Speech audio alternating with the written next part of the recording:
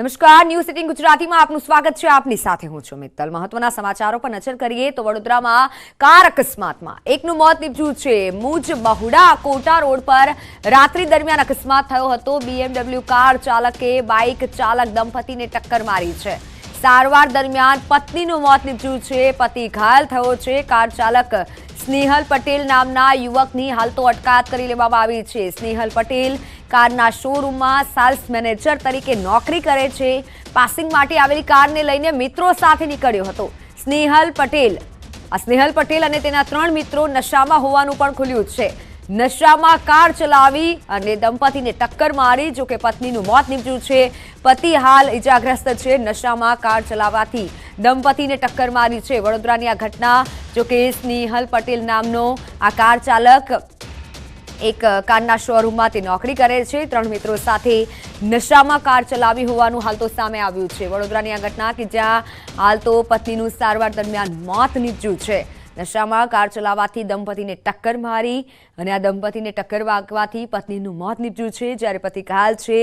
BMW car ચાલકે આ ટક્કર મારી છે. કારના શોરૂમમાં સેલ્સ મેનેજરની અટકાયત કરી દેવામાં આવી છે. આ સેલ્સ મેનેજર કે જે કારના શોરૂમમાં નોકરી કરે છે, BMW કાર લઈ અને તે નીકળ્યો હતો. નશાની હાલતમાં હતો. 3 મિત્રો સાથે અને ટક્કર વાગતા દંપતીને આજે ટક્કર વાગી હતી, જેમાં પત્નીનું મોત નીપજ્યું છે. જોકે પતિ ઘાયલ છે. કારના શોરૂમમાં સેલ્સ મેનેજરની હાલ તો અટકાયત કરી લેવામાં આવી છે. વડોદરાની આ ઘટના કે જ્યાં કાર અકસ્માતમાં એકનું મોત નીપજ્યું છે.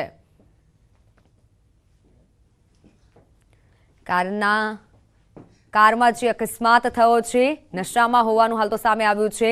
નશાની હાલતમાં કાર ચલાવી હતી. જોકે 3 મિત્રો પણ સવાર હતા અને દંપતીને ટક્કર વાગતા પત્નીનું મોત નીપજ્યું છે. જોકે વડોદરાની આ ઘટના જે સામે આવી છે, જેમાં આ જે યુવક છે જે સેલ્સ મેનેજરની નોકરી કરતો હતો.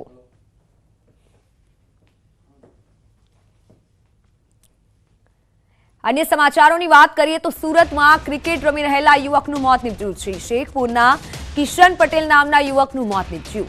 યુવક સેલુટ ગામના મેદાનમાં રમવા ગયો હતો.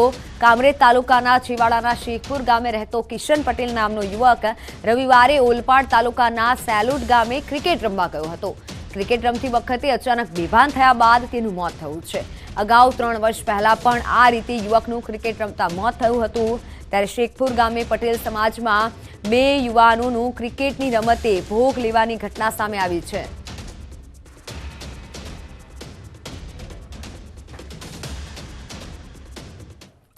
અન્ય મોટા સમાચારની વાત કરીએ તો ગાંધીનગરમાં થોડીક જ વારમાં કેબિનેટની બેઠક મળશે. જંત્રીમાં સુધારા, નવી શિક્ષણ નીતિના અમલના મુદ્દા પર ચર્ચા થાય તેવી શક્યતા છે. આગામી બજેટ સહિત અનેક મહત્વના મુદ્દાઓને લઈને ચર્ચા થઈ શકે છે. થોડીક જ વારમાં કેબિનેટની આ બેઠક મળશે, જેમાં મહત્વના મુદ્દાઓ પર ચર્ચા થવાની છે. ગાંધીનગરમાં આ બેઠક મળશે, જેમાં જંત્રીમાં સુધારા, આગામી બજેટ પર પણ ચર્ચા થઈ શકે છે. માત્ર થોડીક જ વારમાં કેબિનેટની બેઠક મળશે, જેમાં મહત્વના મુદ્દાઓ પર ચર્ચા કરવામાં આવશે.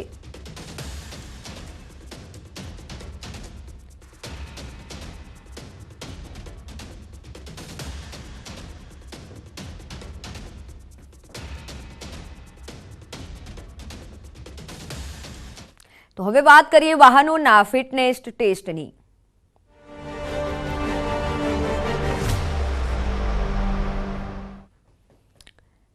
જો તમારું વાહન 15 વર્ષ જૂનું છે તો આ સમાચાર તમારા માટે મહત્વના છે.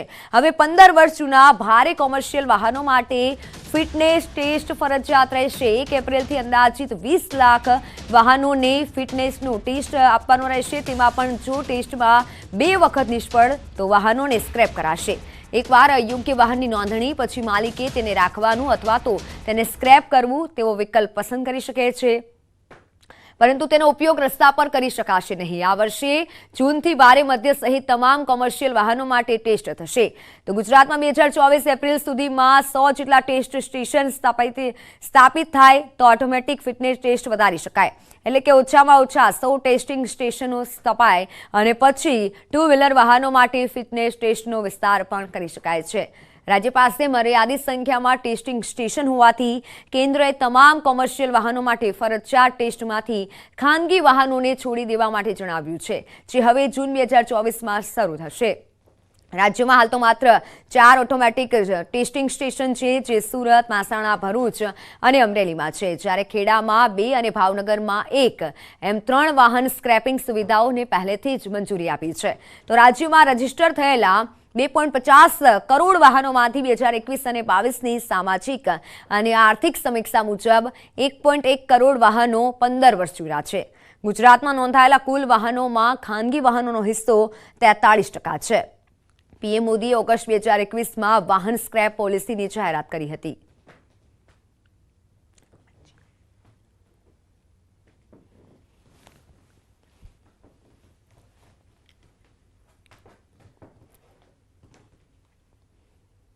તો હવે વાત ભૂકંપથી ડર લાગે છે.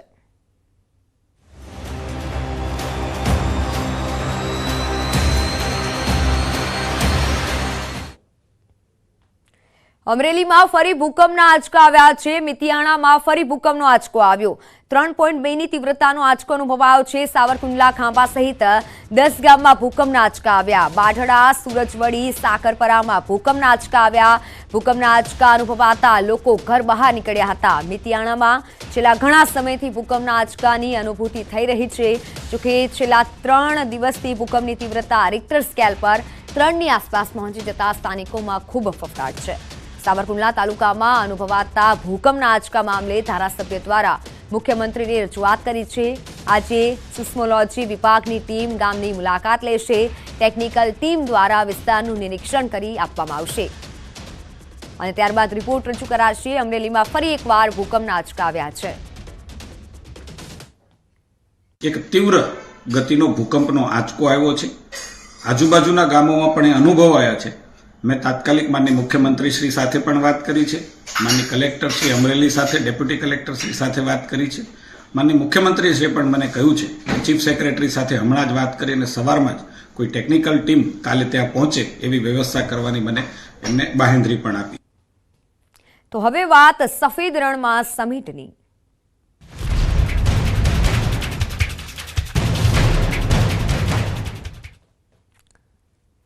કચ્છના ધોરડોમાં મંગળવારથી G20 સમિટ અંતર્ગત ટુરિઝમ વર્કિંગ કમિટીની બેઠક શરૂ થશે.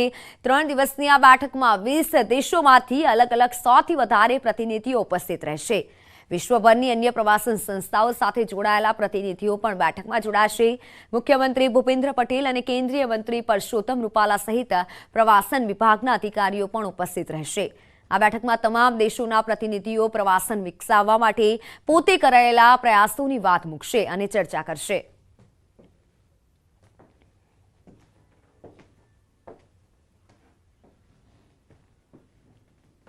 राज्यों में जहां अच्छा काम हुआ है वो विचार, वो बेस्ट प्रैक्टिसेस हम साझा करेंगे और अंतर्राष्ट्रीय जो प्रतिनिधि हैं वो अपने देशों के अनुभव साझा करेंगे, जिससे भारत में ही नहीं और अंतर्राष्ट्रीय स्तर पर ग्रामीण पर्यटन को और सशक्त कैसे किया जाए इस पे विचार हो सकेगा. वाइट रन में उनके लिए एक टूर रखा गया है. माननीय मुख्यमंत्री जी द्वारा उनके लिए, तमाम सब लोगों के लिए एक डिनर का आयोजन भी किया गया है. साथ साथ जो यूनेस्को वर्ल्ड हेरिटेज साइट है धोलावीरा, वहाँ पे भी हम सारे सैलानियों को ले जाएंगे. अन्य महत्वના સમાચારની વાત કરીએ તો સુરતમાં અગ્રણી ઉદ્યોગપતિને ત્યાં આઈટીની તપાસ. રાંદેર ગોરાટ વિસ્તારમાં આવકવેરા વિભાગનું સર્ચ ઓપરેશન. ઉમર જનરલ નામા ઉદ્યોગપતિને ત્યાં તપાસ. ગોરાટ ઉપરાંત 15 સ્થળે સર્ચ ઓપરેશન કરવામાં આવી રહ્યું છે. General group textile real estate સાથે જોડાયેલું માંડવીના ટેક્સટાઇલ યુનિટમાં પણ સર્ચ ઓપરેશન થઈ રહ્યું છે. ત્યારે તપાસમાં થોકબંધ દસ્તાવેજો પણ કબજે કરાયા છે. અગ્રણી ઉદ્યોગપતિને ત્યાં આઈટી વિભાગની આ તપાસ સર્ચ ઓપરેશન થઈ રહ્યું છે. ગોરાટ વિસ્તારમાં આવકવેરા વિભાગનું આ સર્ચ ઓપરેશન. ઉમર જનરલ નામા ઉદ્યોગપતિને ત્યાં તપાસ થઈ રહી છે. થોકબંધ દસ્તાવેજો પણ કબજે કરવામાં આવ્યા છે. માર્ચ મહિનો આવતાની સાથે જ આયકર વિભાગ સર્ચની કામગીરી શરૂ કરતી હોય છે, કારણ કે આપેલો ટાર્ગેટ પૂર્ણ કરવા માટે કાળું નાણું શોધવા માટેના પ્રયાસો ચાલતા હોય છે. ત્યારે સુરત આયકર વિભાગ દ્વારા સુરતના ઉદ્યોગપતિ ઉમર જનરલને ત્યાં આયકર વિભાગે સર્ચની કામગીરી શરૂ કરી છે. મોડી રાત્રે સુરતના રાંદેર ગોરાટ રોડ પર દ્રશ્ય જોઈ શકાય છે. ઉમરનું જે કહી શકાય 1 થી 1.5 કિલોમીટર લાંબુ આખું એસ્ટેટ છે. એસ્ટેટમાં પોલીસ અને SRPના જવાનો સાથે આયકર વિભાગ દ્વારા દરોડા પાડવામાં આવ્યા છે. ખાસ કરીને ઉમર રિયલ એસ્ટેટમાં સૌથી મોટા રોકાણકર્તા વેપારી છે અને સાથે સાથે બ્રાન્ડેડ કપડાં બનાવતી કંપની પણ તેમની આવેલી છે, જેને લઈને કરોડો રૂપિયાનું કાળું નાણું મળે તેને લઈને સુરતના રાંદેર ઘોરાટ વિસ્તારમાં તેઓ અને તેમના સંબંધીઓને ત્યાં એટલે કે 15 જગ્યા પર સર્ચની કામગીરી ચાલી રહી છે અને ખાસ કરીને આ કામગીરી સાથે સાથે તેમના સગા સંબંધી અને તેમના વ્યવસાય સાથે જોડાયેલા 45 કરતાં વધુ ઠેકાણા પર આયકર વિભાગ દ્વારા મોડી રાતથી સર્ચની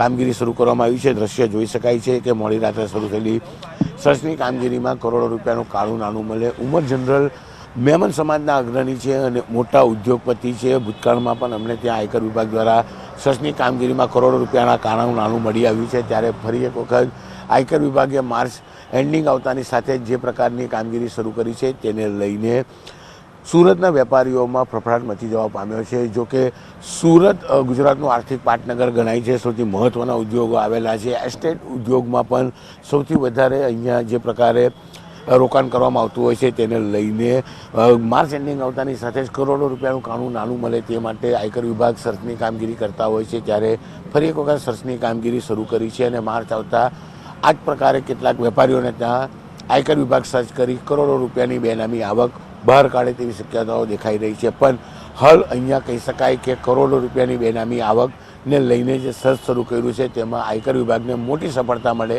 તેવું સ્પષ્ટપણે દેખાઈ રહ્યું છે. કેમેરામેન અક્ષય વાડેર સાથે કીર્તેશ પટેલ, ન્યૂઝ 18 ગુજરાતી, સુરત. તો રાજકોટમાં સૌરાષ્ટ્ર યુનિવર્સિટીમાં EDSCની બેઠક મળી, જેમાં પરીક્ષામાં ગેરરીતિ આચરનાર વિરુદ્ધ પગલાં લેવાયા છે. ડમી બેસાડનાર વિદ્યાર્થી કાયમી ધોરણે નહીં આપી શકે પરીક્ષા. પરીક્ષામાં ચોરી કરનાર 51 વિદ્યાર્થીને સજા ફટકારાઈ છે.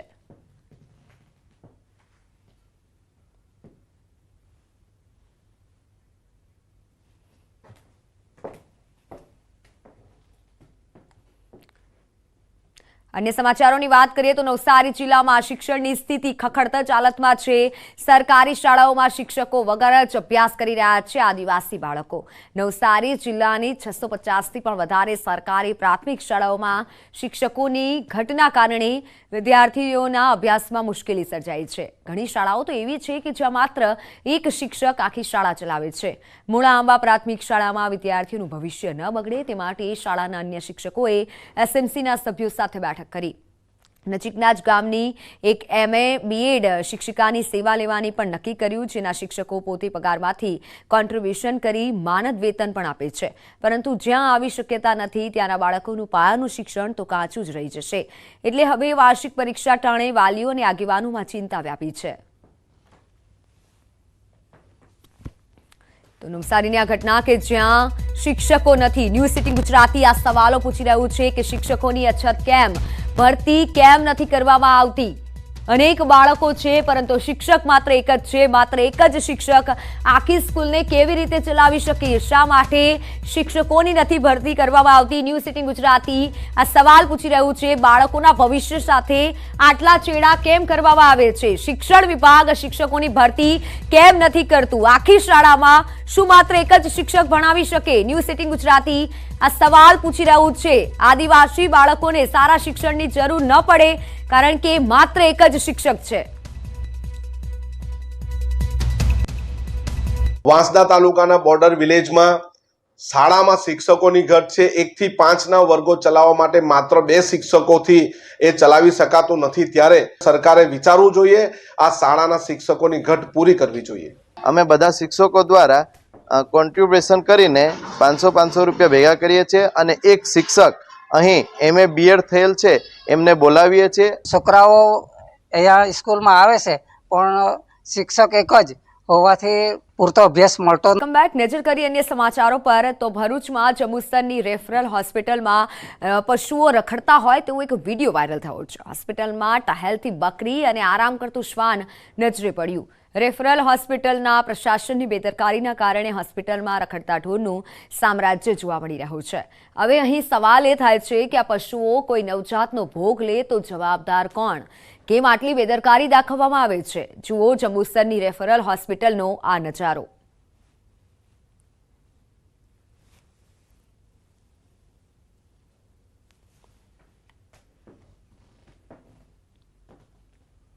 તો હવે વાત ફેબ્રુઆરીમાં ટ્રિપલ એટેકની.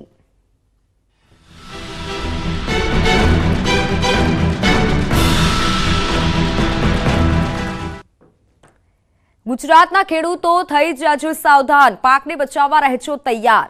ખેડૂતો માટે આવવાના છે ચિંતાજનક સમાચાર.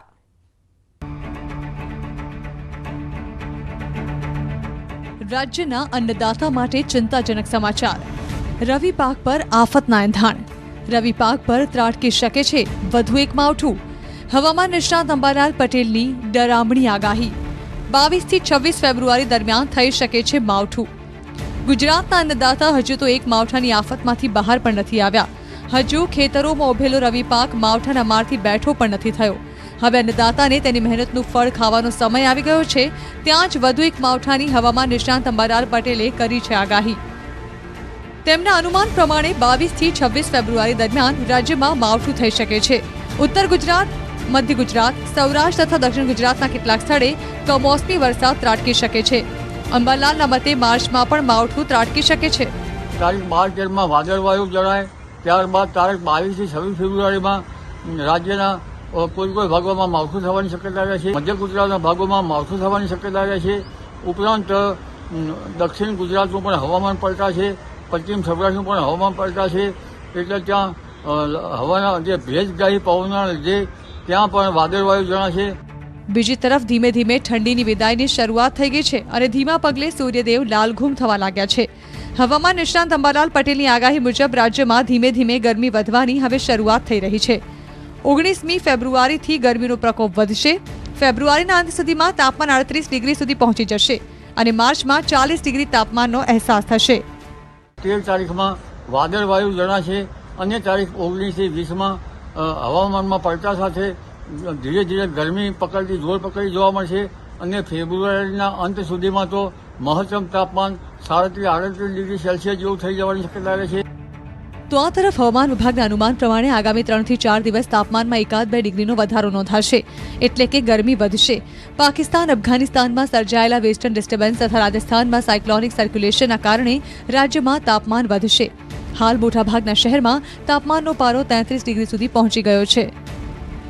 ओवरऑल टेम्परेचर की बात करें तो अगले 2-3-4 दिनों में जो है टेम्परेचर और 1-2 डिग्री जो है और राइज करने की उम्मीद है. तापमान बढ़ने की वजह क्या है? एक्चुअली जो है गुजरात के ऊपर जो है अभी जो है वेस्टर्न डिस्टर्बेंस की वजह से जो है थोड़ा मॉइस्चर आने की वजह से जो है तापमान में जो है बढ़ोतरी देखी है. પરંતુ ચિંતા વધારનાર છે માવઠું. જો ફરી માવઠું થશે તો તૈયાર શિયાળુ પાકમાં મોટું નુકસાન થશે. ખેડૂતોને ઘઉં, બાજરી, જુવાર, ચણા, તુવેર, એરંડા, જીરું અને ધાણામાં મોટી નુકસાની વેઠવાનો વારો આવી શકે છે. ઉપરાંત સૌથી વધુ ચિંતા કેરી પકવતા ખેડૂતોની થઈ રહી છે, કારણ કે તૈયાર કેરીમાં કમોસમી વરસાદ કાળ બની શકે છે. Bureau report, news 18 Gujarati. તો આ ઉનાળામાં ગરમી કાળોકેર વર્તાવશે. હવામાન નિષ્ણાંત પરેશ ગોસ્વામીના મતે ગરમી છેલ્લા 20 વર્ષનો રેકોર્ડ તોડી શકે છે. ધગધગતો તાપ, દજાડી દેતી હીટ વેવ સહન કરવા રહેજો તૈયાર, કારણ કે સૂરજદાદાનો પારો આ ઉનાળામાં એવો છટકશે કે તોડી નાખશે છેલ્લા 2 દાયકાના રેકોર્ડ. હવામાન નિષ્ણાંત પરેશ ગોસ્વામીના અનુમાન પ્રમાણે રાજ્યભરમાં 20 ફેબ્રુઆરી સુધી બેવડી ઋતુનો અનુભવ થશે, પરંતુ ફેબ્રુઆરીના છેલ્લા સપ્તાહ સુધીમાં તાપમાન 38 થી 40 ડિગ્રીએ પહોંચી શકે છે. માર્ચમાં ગરમી 41 થી 45 ડિગ્રી રહેવાનું અનુમાન છે. 14 એપ્રિલથી 20 મે સુધીમાં તાપમાન 45 ડિગ્રી વટાવી શકે છે. પરિણામે વારંવાર ઓરેન્જ એલર્ટ અને રેડ એલર્ટ જાહેર કરવા પડી શકે છે. પરેશભાઈના મતે સામાન્ય રીતે ઉનાળામાં 5 જેટલા હીટવેવના રાઉન્ડ હોય છે, પરંતુ આ વખતે ઉનાળામાં હીટવેવના 7 રાઉન્ડ સહન કરવા પડશે. માવઠાના કારણે જે ખેડૂતોને નુકસાન થયું છે તેના માટે આવ્યા છે રાહતના સમાચાર. અન્નદાતાની વહારે આવશે સરકાર. માવઠાના મારથી પાયમાલ ખેડૂતોને મળશે ટેકો.